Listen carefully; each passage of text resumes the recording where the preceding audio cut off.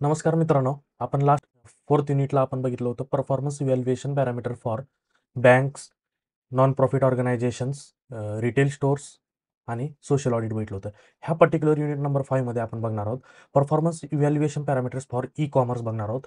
परत internal audit काय असतं, मॅनेजमेंट ऑडिट काय असतं ते बघणार आहे. कॉस्ट ऑडिट कोणत्या टाईपमध्ये येत असतं आणि नंतर आपण financial audit, internal audit, cost audit आणि मॅनेजमेंट ऑडिट हे 4 इम्पॉर्टंट बघणार आहेत आणि एक ऑडिटरचा रिपोर्ट कसा असतो हे 4 ते 5 पॅरामीटर्स आपण ह्या पर्टिक्युलर 5व्या युनिटमध्ये बघणार आहोत. तर नमस्कार, मी निखिल स्वामी. आपण चालू करतोय 5वं युनिट. तर ई कॉमर्स म्हणजे काय? पर्टिक्युलरली आपण डे टू डे लाईफमध्ये आता आजकाल ई कॉमर्सचा जमाना आलेला आहे. प्रत्येक वस्तू आपण ई कॉमर्सवरती शॉपिंग करतोय. फॉर एक्झाम्पल, तुम्ही Amazonवरती जाता, मोबाईल आवडला, मोबाईल परचेस करता. Meeshoवरती जाता, काय कपडे आवडले तिथून परचेस करता. Myntraवरती जाता, तुम्ही क्लोथ्स वगैरे, शूज वगैरे तिथून शॉपिंग करता. हे आणि Flipkart वगैरे हे असे 4-5 जे मोठे वेबसाईट्स आहेत जे ई कॉमर्सच्या, जेणेकरून तुम्ही ह्याचा उपयोग करताच तुमच्या आयुष्यामध्ये. तेच ई कॉमर्स म्हणजे companies that and individual that by and sell goods over internet, म्हणजे ई कॉमर्सची बेसिक डेफिनेशन झाली. आणि अशा प्रकारे आपण हे ई कॉमर्सवरती बाईंग करतो, ऑर्डर प्लेस करतो, कार्टमध्ये ॲड करतो, त्याच्यानंतर पेमेंट करतो, डिलिव्हरी ॲड्रेस देतो आणि ते ऑटोमॅटिक कंपनी शिप करते आणि आपल्या होमला डिलिव्हर होते. अशा प्रकारे ई कॉमर्स वर्क करतं बेसिकली. त्याचे बेनिफिट्स काय? ई कॉमर्सच्या ऑर्गनायझेशनला बेनिफिट काय आणि सोसायटी आणि कंझ्युमरला बेनिफिट काय? हे आपण ब्रीफमध्ये बघूया आपल्या सिलेबसमध्ये. नाही, एक बेसिक बेस म्हणून आपण बघून घेऊया फटाफट. कॉम्पिटिटिव्ह ॲडव्हान्टेज भेटतं आपल्या कॉम्पिटिटरला. Then gradual decline in cost of operations. याचं बिझनेस ऑर्गनायझेशनला कॉस्ट कमी करण्यासाठी उपयोग होतो. Expand the market place to national आणि इंटरनॅशनल लेवलवरती होतं. Then facilitate full supply chain management. त्याच्यासाठी ऑर्गनायझेशनला खूप मदतीचं ठरतं आहे. Then small firms coexist with the large firms, म्हणजे छोट्या एंटिटीज मोठ्या एंटिटीज सोबत पण एक्झिस्ट करू शकतात with the help of E commerce. Then proper time management and business processes आपण हँडल करू शकतो इझिली. हे ऑर्गनायझेशनला इम्पॉर्टंट ई कॉमर्सचे बेनिफिट्स आहेत. देन कंझ्युमर आणि सोसायटीला काय? फ्लेक्झिबिलिटी भेटते. आपण कधी ऑनलाईन बाय करू शकतो at any time, at our any place and with our convenience. हे अशा प्रकारे आपण हे ई कॉमर्सवरती बाय अँड सेल करू शकतो. Then facilitate E auction and E tenders. आजकाल ई ऑप्शन्स आलेले आहेत. आरबीआयची वेबसाईट माहिती आहे तुम्हाला, आरबीआय रिटेल. त्यावरती तुम्ही ऑप्शन्स करून पर्टिक्युलरली ॲसेट किंवा एखाद्या पर्टिक्युलर ह्याच्यामध्ये इन्व्हेस्ट करू शकता. तर हे E options method through, bidding process through invest करू शकता तुम्ही. नेक्स्ट आहे कॉम्पिटेटिव्ह प्राइसेस अँड डिस्काउंट्स. हे पण इम्पॉर्टंट आहे. क्विक अँड टाइमली डिलिव्हरी भेटते कंझ्युमरला. लगेच आज ऑर्डर केले, प्राईम तुम्हाला माहिती आहे, प्राईमला सेम डे डिलिव्हरी आणि विदिन 1 डे डिलिव्हरी. अशा प्रकारे क्विक डिलिव्हरी पण भेटते. मोर ऑप्शन्स, चॉईसेस, भरपूर प्रकारची डायव्हर्सिटी त्याला भेटते. त्यानंतर आहे एम्प्लॉयमेंट पोटेन्शियल. जास्तीचा डिलिव्हरी बॉय, भरपूर टाईपचे डिफरंट टाईपचे एम्प्लॉयमेंट क्रिएट होते. त्यानंतर इंटरॅक्शन विथ द कंझ्युमर्स आणि वायडर आउटरीच. हे काही इम्पॉर्टंट बेनिफिट्स आहेत. त्यानंतर आपण बघूया की performance evaluation parameters for e commerce. E कॉमर्ससाठी कोणकोणते इव्हॅल्युएशन पॅरामीटर्स आहेत जे की आहे. हे एक्झामला 10 मार्काला क्वेश्चन येऊ शकतो.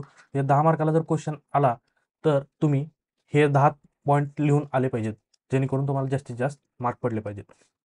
तर सगळ्यात पहिलं काय आहे, आपण वेबसाईट ट्रॅफिक. पर्टिक्युलर वेबसाईटवरती कशा प्रकारे ट्रॅफिक येईल आणि त्या ट्रॅफिकला आपण 2-3 कॅटेगरीमध्ये मेजर करू शकतो. पहिली आहे paid traffic, organic traffic. Organic म्हणजे नॅचरली कसं येत आहे, म्हणजे कुठल्या ह्याच्या थ्रू, सर्च थ्रू येते, mouth to mouth publicity through येते, किंवा पेड करताय तुम्ही सोशल मीडियाला वगैरे, फेसबुकला ad revenue, Google AdSense through pay करून ट्रॅफिक आणताय का, हे सर्व त्याच्यामध्ये येत असतं. Then bounce rate. Bounce rate पण यावरनं आपण मोजू शकतो, जे particular percentage of visitor who leave site without interacting, म्हणजे तुमची साईटला व्हिजिट तर करतात परंतु काहीच परचेस करत नाहीत, काहीच करत नाहीत, जस्ट उगं लिव्ह करून बघून सोडून देतात. ह्या अशा प्रकारे आपण हे वेबसाईट ट्रॅफिक मेजर करू शकतो. Then conversion rate. Particular customer तुमच्या साईटवरती येतोय तर त्याचं कन्व्हर्जन किती पर्सेंटेजमध्ये होतं, म्हणजे समजा 10 कस्टमर्स आले, 10 मधले एक कस्टमर बाय करतोय, 2 करतोय, 3 करतोय, हे कन्व्हर्जन किती आहे हे मेजर करण्यासाठी पण आपण हे की पॅरामीटर इंडिकेटर यूज करत असतो.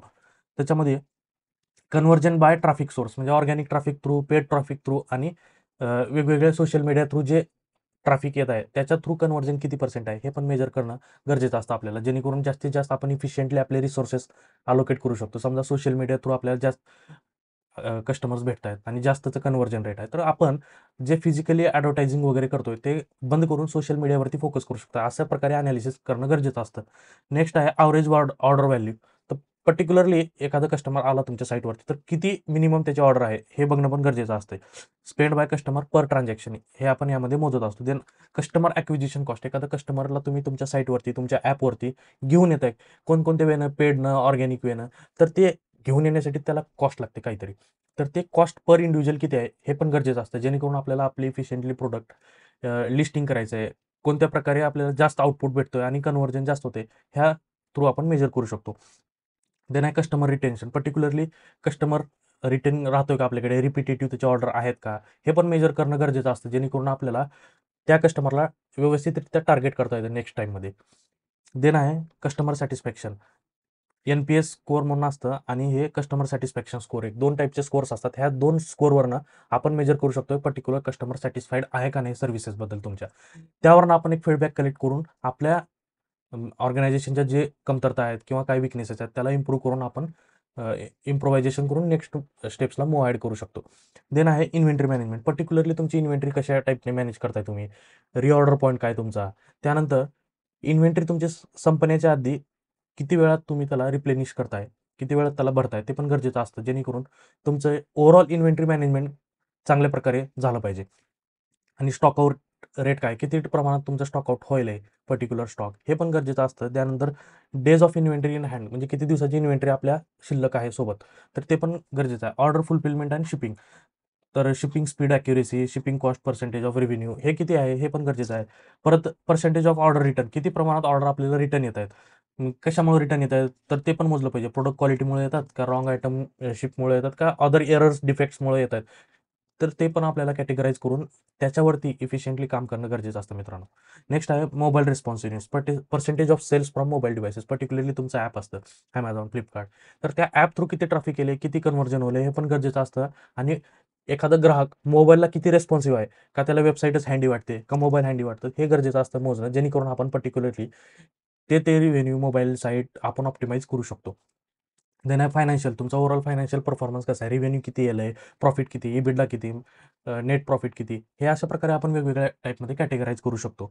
देन तुमचा आहे digital marketing matrix. Click through rate काय आहे, कॉस्ट पर क्लिक काय, आणि social media engagement like share, comments, हे काय आहेत, कशा प्रकारे आहेत, हे सर्व ई-कॉमर्समध्ये आपण हे पॅरामीटर्स जेव्हा आपण मोजतो आणि पर्टिक्युलरली ईच अँड एव्हरी पॅरामीटर्सवर जेव्हा आपण डिटेलमध्ये अनालिसिस करतो ना, तेव्हा आपल्याला कळतं की ई-कॉमर्समध्ये खूप काही करण्यासारखं आहे. आणि ते करण्यासाठी आपल्याला पूर्ण मायन्यूट आणि डिटेलमध्ये प्लॅनिंग करणं गरजेचं असतं आणि प्रत्येक ह्या की पॅरामीटर्सवरती लक्ष देणं गरजेचं असतं, जेणेकरून आपली इफिशियन्सी आणि आउटपुट ओव्हरऑल वाढलं पाहिजे आणि जास्तीत जास्त सेल्स झाला पाहिजे आणि जास्तीत जास्त प्रॉफिट झाला पाहिजे.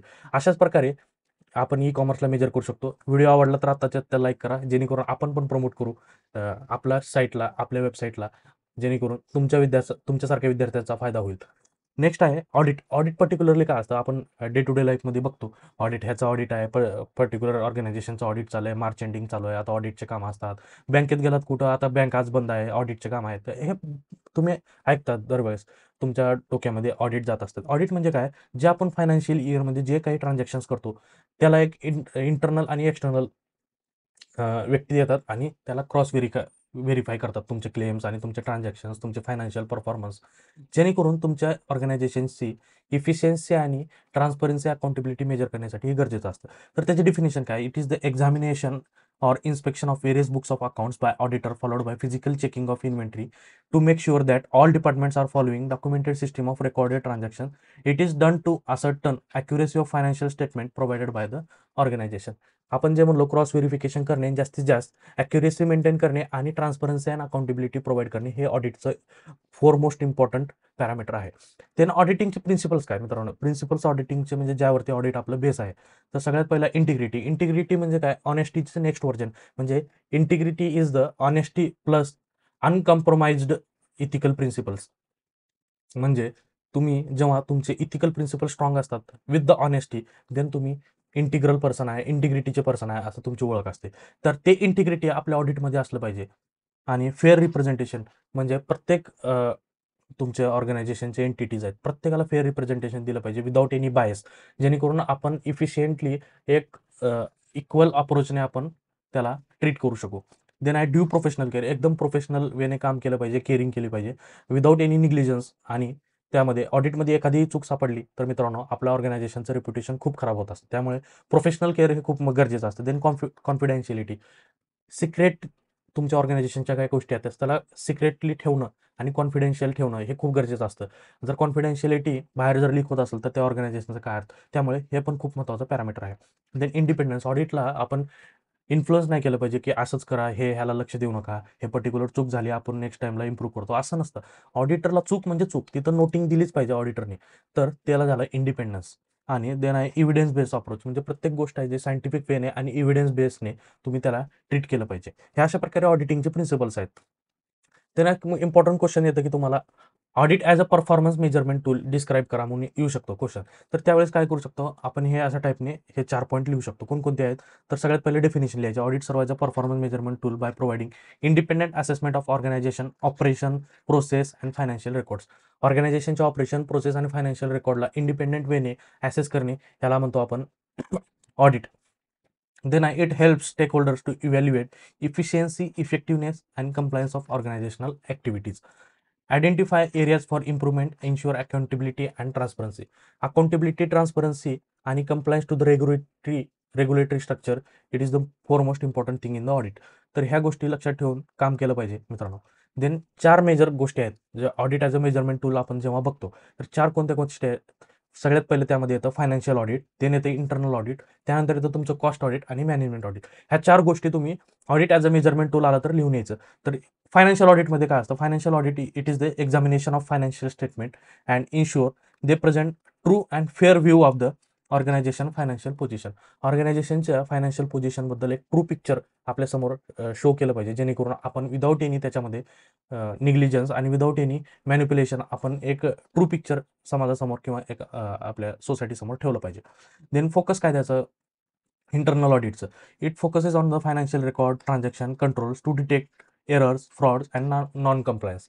हे जे गोष्टी आहेत, नॉन कम्प्लायन्स, एरर डिटेक्शन, ह्या गोष्टी आपल्यावर फोकस करून ह्याला कमीत कमी करणे हे गरजेचं असतं मित्रांनो. देन परफॉर्मन्स मेजरमेंट कसं करू शकतो? त्याची ॲक्युरेसी, रिलायबिलिटी आणि कंप्लीटनेस ऑफ फायनान्शियल रेकॉर्ड्स आपण बघू शकतो, रिपोर्टिंग बघू शकतो. Then helping stakeholders to make informed decisions based on trustworthy financial information. स्टेक होल्डर्सला आपण मदत करू शकतो, की इन्फॉर्म डिसिजन घेण्यासाठी हे फायनान्शियल रिपोर्टिंग आणि ऑडिटिंग खूप गरजेचे असते मित्रांनो. देन आहे इंटरनल ऑडिट. इंटरनल ऑडिट काय असतं? जे ऑर्गनायझेशनचे प्रोसेसेस असतात, ऑर्गनायझेशनचं स्ट्रक्चर असतं, त्यामध्ये कशाप्रकारे आपण इफिशियंटली काम करतो, कुठं ड्रॉबॅक्स आहेत का, त्याला रेक्टिफाय करून ते प्रोसेस दुरुस्त करणे, जेणेकरून जास्तीत जास्त इफिशियंटली आपल्याला आउटपुट भेटणे, हे इंटरनल ऑडिटचं महत्त्वाचं पॅरामीटर्स आहे. ते आला कसं मोजतो आपण? To evaluate effectiveness of internal control, risk management process and governance practices. हे आपलं मोजणं हे इंटरनल ऑडिटचं ऑब्जेक्टिव्ह आहे. तर यामध्ये काय काय करतो आपण? तर इंटरनल पॉलिसीज इव्हॅल्युएट करतो, त्याची प्रोसिजर इव्हॅल्युएट करतो आणि ऑपरेशन्स, जेणेकरून आपल्याला विकनेस, इनइफिशियन्सी आयडेंटिफाय करून ते विकनेसेस इम्प्रोवाइज आणि इम्प्रूव्हमेंट करण्यासाठी आपल्याला गरजेचं असतं मित्रांनो. देन परफॉर्मन्स मेजर कसं करू शकतो? Assess the organisation ability to achieve its objective, manage risk effectively, comply with the internal policies and external regulations. Internal audit findings provide valuable insights for management to enhance operational efficiency and effectiveness. जे आपल्याला risk वगैरे असतात ऑर्गनायझेशनच्या, internal audit थ्रूच आपण ते प्रोसेसेसमध्ये risk identify करून त्याला rectify करू शकतो, जेणेकरून आपले ऑपरेशनल इफेक्टिव्हनेस आणि इफिशियन्सी वाढली पाहिजे मित्रांनो. हे झालं इंटरनल ऑडिट. नेक्स्ट आहे कॉस्ट ऑडिट. कॉस्ट ऑडिटमध्ये काय असतं? आपण कॉस्ट अकाउंटिंग सिस्टीम जी असते त्याच्यामध्ये आपण ॲक्युरेसी त्याची आणि रिस्पॉन्सिव्हनेस आपण त्याचं बघत असतो एखाद्या कॉस्ट स्टेटमेंटचं.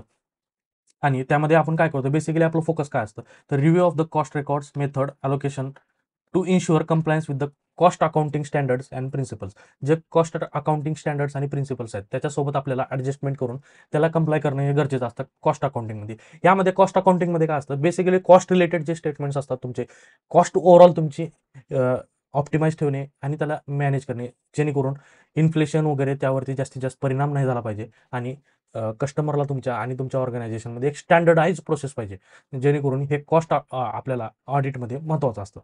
देन आहे आपण ह्याला कसं मोजतो? Assess the efficiency of cost management practices, cost control measures, cost allocation methods. Cost audit helps to identify cost saving opportunities, improve resource utilisation and enhance profitability. म्हणजे आपल्याला आपले कॉस्ट अलोकेशन, बजेट अलोकेशन आणि तुमचं overall optimisation cost related आपण efficiently करू शकतो. ह्याच्यामध्ये cost ऑडिटमध्ये इम्पॉर्टंट असतं. देन आहे शेवटचं मॅनेजमेंट ऑडिट. मॅनेजमेंट ऑडिटमध्ये काय असतं मित्रांनो? To evaluate management policies, practices and performance to achieve organisation objective. Internal ऑडिटमध्ये काय असतं? ऑर्गनायझेशनचे प्रोसेस आणि स्ट्रक्चर असतं. मॅनेजमेंट ऑडिटमध्ये काय असतं? ओव्हरऑल तुमचं मॅनेजमेंटचे गव्हर्नन्स स्ट्रक्चर कसं आहे, ते मॅनेजमेंटची की लिडरशिप कशी आहे, त्यांचा परफॉर्मन्स कसा आहे, हे आपण बेसिकली मॅनेजमेंट ऑडिटमध्ये बघत असतो. तर review of strategic planning, organisational structure, leadership and decision making process हे आपण यामध्ये बघत असतो, यावरती आपलं फोकस असतं. तर याला कसं मेजर करतो आपण, assess the effectiveness of management practices in driving organisational structure, success, fostering innovation, responding to market dynamics. Management audit helps identify areas where management can enhance performance, promote accountability, align the organization goal with the stakeholder expectation. हे आपण management ऑडिटमध्ये बघत असतो मित्रांनो. Next आहे आपलं internal audit. आपण आता डिटेलमध्ये बघू इंटरनल ऑडिटमध्ये काय असतं, त्याचे ऑब्जेक्टिव्ह काय आणि त्याची प्रोसेस काय असते. तर फर्स्ट ऑफ ऑल इंटरनल ऑडिटची डेफिनेशन काय, it is an independent objective assurance and consulting activity designed to add value and improve organization operations. It helps an organization accomplish its objective by evaluating, improving effectiveness of risk management, control and governance processes. Internal ऑडिटमध्ये risk management, control आणि governance process जे असतात आपले internal ऑर्गनायझेशनला जे control करत असतात ते म्हणजे इंटरनल ऑडिट असतं. त्यालाच मेजर करणं हे आपलं इंटरनल ऑडिटमध्ये येत असतं. तर बेसिकली इंटरनल ऑडिटची प्रोसेस काय असते, तर सगळ्यात पहिलं प्लॅनिंग करतो आपण. Define scope, objective, approach of internal audit based on risk assessment, organisational priorities and regulatory requirements. ह्या बेसिसवरती आपण प्लॅनिंग करतो, ह्या 3 ते 4 बेसिसवरती. देन त्यानंतर आपण रिस्क असेसमेंट करतो. पर्टिक्युलर रिस्क इन्व्हॉल्व आहे का ऑर्गनायझेशनमध्ये, कुठल्या टाईपमध्ये, कुठल्या डिपार्टमेंटल रिस्क तुमची इन्व्हॉल्व आहे, आणि ते रिस्क आयडेंटिफाय करून रिस्क त्याला मिनिमाइज करणं हे गरजेचं असतं. नेक्स्ट आहे फील्ड वर्क. फील्ड वर्कमध्ये काय करतो आपण, conduct audit procedure including testing, control, review documentation, interview personnel to gather evidence and evaluate effectiveness of control and process. ग्राउंडवरती जातो आपण, फील्ड वर्क करतो आणि आपले इंटरनल प्रोसेसेस काय आणि त्याच्यामध्ये काय विकनेस आणि स्ट्रेंथ्स आहेत ते आयडेंटिफाय करून जास्तीत जास्त स्ट्रेंथवरती फोकस करणे हे फील्ड वर्कचं काम असतं मित्रांनो, आणि हे एक इंटरनल ऑडिटची प्रोसेस आहे. देन आहे analysis and evaluation. Analyse the audit finding evidence to assess the adequacy and effectiveness of control, identify control weaknesses and deficiencies and evaluate compliance with the policies and regulations. Analysis आणि इव्हॅल्युएशनमध्ये हेच असतं, आपले risk identify करणे, weaknesses identify करणे आणि त्याला कमी करून, मिनिमाइज करून जास्तीत जास्त ऑर्गनायझेशनला एक रेग्युलेटरी एन्व्हायरमेंटसोबत त्याला कंप्लाय करून एक ऑर्गनायझेशनला इफेक्टिव्ह आणि इफिशियंट बनवण्यासाठी हे ॲनालिसिस आणि इव्हॅल्युएशन खूप महत्त्वाचं रोल काम करत असतं. देन आहे रिपोर्टिंग. ओव्हरऑल तुम्ही जे प्लॅनिंग केलं आहे, तुमचं रिस्क असेसमेंट केलं आहे, फील्ड वर्क केलं आहे, त्यानंतर एक आपलं रिपोर्टिंग असते. एक स्टेक होल्डरला आपल्याला रिपोर्टिंग द्यावं लागतं, योग्य रीतीने कम्युनिकेट करायचं असतं की आपल्याला काय ऑडिटमध्ये फाइंडिंग्स आहेत. तुमचे काही फाइंडिंग असतील जे फेअरली रिप्रेझेंट केले पाहिजे ते ऑडिट. तर कसं prepare the and communicate audit finding, conclusion and recommendation to management, highlighting areas of improvement and proposing corrective actions and to enhance internal control. Overall तुमचं internal control, internal process, management process हे व्यवस्थितरित्या efficiently workout करण्यासाठी आपल्याला हे गरजेचं असतं मित्रांनो. आणि ओव्हरऑल नेक्स्टली फॉलोअप घेणे, मॉनिटरिंग करणे, रिवाईज करणे किंवा ॲडजस्ट करणे नवीन चेंजेसला हे गरजेचं असतं फॉलोअपमध्ये, आणि त्यामध्ये आपण regularly time to timely monitor करत असतो आपले जे काही ऑर्गनायझेशनचे फाइंडिंग्स आहेत त्याला. आणि नेक्स्टली आहे क्वालिटी अश्युरन्स. तुमचे maintain quality assurance to processes to ensure that internal audit activities adhere to the professional standard, ethical principles of an organization. म्हणजे तुमचं प्रोफेशनल स्टँडर्ड आणि इथिकल प्रिन्सिपलला फॉलो करूनच तुमचं ऑडिटिंग प्रोसेस कंप्लीट झाली पाहिजे. हे ऑडिटिंगचे प्रोसेस असते मित्रांनो. देन ऑब्जेक्टिव्ह काय तुमच्या इंटरनल ऑडिटचे ऑब्जेक्टिव्ह काय, evaluate adequacy and effectiveness of internal control and risk management process. Then identify risk and take the measures to mitigate those risks. Then आहे ensuring compliance, law, regulation, industry standards, जे organisation policies असतात त्याला आपलं compliance करून regulatory standard सोबत आपल्याला जास्तीत जास्त कंप्लायंट राहून आपल्या ऑर्गनायझेशनला डिराईव्ह किंवा ग्रोथकडे घेऊन जाणे हे गरजेचं असतं मित्रांनो. देन आहे enhancing operational efficiency. Identify opportunities to improve operational efficiency, streamline processes, and optimize resource utilization. And next आहे providing assurance. Provide stakeholders and including management, the board of directors with independent assurance on the effectiveness of governance, risk management, and control process. हे objective झाले काय आपले internal ऑडिटचे. Then आपण बघूया management audit काय असतं. Management audit is nothing but the evaluation of organisation management process, practice and strategies to assist their effectiveness and efficiency. It aims to identify strength, weakness in the management system and provide recommendation for improvement. Management ऑडिटमध्ये काय असतं आपण बघितलं, leadership असतं, decision making authority असतं, आणि तुमचं overall मॅनेजमेंटची जी system असते, टॉप मॅनेजमेंट, ह्यांचं वर्क कसं आहे ऑर्गनायझेशनला, जेणेकरून जास्तीत जास्त आपण इफेक्टिव्हली डिसिजन घेऊ आणि इफिशियंटली ऑर्गनायझेशन रन करू. हे मॅनेजमेंट ऑडिटमध्ये झालं. इंटरनल ऑडिट आणि मॅनेजमेंट ऑडिटमध्ये बेसिक डिफरन्स काय? इंटरनल ऑडिट जे ऑर्गनायझेशनचे प्रोसेस असतात, सप्लाय चेन असतात, जे इक्विपमेंट्स असतात, कशाप्रकारे वर्क करते पूर्ण इंटरनल प्रोसेसेस. आणि मॅनेजमेंट ऑडिटमध्ये ओव्हरऑल तुमचं एम्प्लॉईज, तुमचं मॅनेजमेंट, तुमचं सिनियर मॅनेजमेंट आणि टॉप मॅनेजमेंट कशाप्रकारे काम करते, जेणेकरून आपलं ऑर्गनायझेशन इफेक्टिव्हली रन होते का नाही, हे दोन खूप गरजेचे आहेत. आपले प्रोसेसेस इंटरनल आणि मॅनेजमेंट ह्या दोघांची जर साथ भेटली मित्रांनो, तर आपलं ऑर्गनायझेशन खूप चांगल्या रीतीनं ग्रो करू शकतं. तर याचे फीचर्स काय मित्रांनो? Feature comprehensive evaluation of management process, objective assessment conducted by internal, external auditors, various aspects such as organisation structure, leadership, decision making and communication हे त्याच्यामध्ये कव्हर होत असतं मित्रांनो. नाही identify gap between current practices and desire standards. आता particularly आपल्या ऑर्गनायझेशनचे हे स्टँडर्ड्स आहेत आणि इंडस्ट्री स्टँडर्ड्स हे आहेत. तर हे दोन्हीमधला जे गॅप आहे ते आयडेंटिफाय करून हे गॅप तिथं फिल करण्याची गरज असते आणि ते आयडेंटिफाय करून फिल करणे खूप गरजेचं असतं. Then provide recommendation for improvement based on the findings. जे ऑडिटमध्ये आपल्याला वीक फाइंडिंग्स भेटलेत, आपले ड्रॉबॅक्स भेटलेत, त्याला आयडेंटिफाय करून व्यवस्थितरित्या त्याला इम्प्रोव्हाइज करून नेक्स्ट स्टेपला मूव्ह ॲड करणे. Then can be customise to focus on specific areas of concerns. हे अशा प्रकारे याचे फीचर्स आहेत मॅनेजमेंट ऑडिटचे. देन ॲडव्हान्टेजेस काय? Enhance efficiency, then improve decision making, help in risk management, contribute to quality improvement and promote accountability. हे अशा प्रकारे त्याचे ॲडव्हान्टेजेस आहेत. डिसॲडव्हान्टेज काय? रिसोर्स इंटेन्सिव्ह, जास्तीत जास्त त्याला रिसोर्सेस लागतात, टाईम लागतं, एफर्ट लागतं. Then resistance to change from the managers and employees. ते काय मॅनेजर्स आणि एम्प्लॉईज कसं असतात तेच करून रेजिस्टिव्ह असतात. पर्टिक्युलरली न्यू चेंज अडॅप्ट करताय तर ते चेंज अडॅप्ट करू देत नाहीत. त्याला एक टॅकल करणे व्यवस्थित गरजेचं असतं आणि ते एक आपलं डिसॲडव्हान्टेज आणि चॅलेंजेस आहे. Then subjectivity to audit finding due to auditor bias. Auditor एखादा बायस असू शकतो, त्याच्यामुळे पण काही चॅलेंजेस येऊ शकतात. Then limited scope may lead to incomplete assessment. Cost associated with hiring external auditors. हे काय इम्पॉर्टंट त्याचे डिसॲडव्हान्टेजेस आहेत. देन आहे आपल्याला ऑडिटर रिपोर्टचं कंटेंट लिहा म्हणून एक एक्झामला क्वेश्चन येऊ शकतो. तर ते त्यामध्ये काय असतं, ऑडिटर रिपोर्टमध्ये इम्पॉर्टंट कंटेंट असतं मित्रांनो. ते कोणकोणते असतं? ऑडिटर रिपोर्टला एक टायटल असतं, त्याला एक ॲड्रेस असतं, कुणाला आपण ॲड्रेस करतोय, ऑडिटरचं ओपिनियन काय त्याबद्दल पर्टिक्युलरली आणि बेसिस काय ओपिनियनचं काय, कोणत्या बेसिसवरती त्याला आपण जस्टिफाय करतो. देन गोईंग कन्सर्न काय आहे त्याच्यामध्ये, आणि देन की ऑडिट मॅटर्स काय, कुठं आपले पर्टिक्युलरली ऑडिटचे मॅटर्स आहेत, पर्टिक्युलर एरिया ऑफ इम्प्रुव्हमेंट्स ते काय आहेत. त्यानंतर management responsibility for financial statement, मॅनेजमेंटची काय रिस्पॉन्सिबिलिटी आहे. देन ऑडिटर रिस्पॉन्सिबिलिटी काय, प्लेस ऑफ सिग्नेचर आणि डेट ऑफ ऑडिट रिपोर्ट. हे 4 ते 5 इम्पॉर्टंट पॅरामीटर्स असतात मित्रांनो. हे अशा प्रकारे आपला 5 युनिट संपलेला आहे. तर मित्रांनो एकच अपेक्षा आहे की तुम्हाला कंटेंट आवडला असेल तर लाईक करा, शेअर करा आणि सबस्क्राईब करा, जेणेकरून आपण नेक्स्ट एक्झामच्या वेळेस जास्तीत जास्त व्हिडिओ घेऊन येऊ आणि जास्तीत जास्त तुम्हाला आउटपुट आणि मार्क तुमचे वाढवण्याचा प्रयत्न आपण ह्या छोट्याशा इनिशिएटिव्हमधून करणार आहोत. तर मित्रांनो व्यवस्थितरित्या हे 2.5 तासामध्ये आपण पूर्ण EPM कव्हर केलेलं आहे. कशाही प्रकारचे डाऊट असतील तर आपण नेक्स्ट येणाऱ्या सिरीजमध्ये आपण दुसऱ्या टॉपिकच्या सब्जेक्टच्या त्यामध्ये इम्प्रूव्हमेंट काय करायचे असतील तर कमेंटमध्ये जाऊन आत्ताच्या आत्ता काय एरियाज ऑफ इम्प्रूव्हमेंट्स आहेत जेणेकरून आपण इम्प्रूव्ह केलं पाहिजे. तर मित्रांनो धन्यवाद. आपण इथंपर्यंत बघितलात, इथंपर्यंत आपल्यासोबत राहिलात त्याबद्दल खूप खूप आभारी आहे.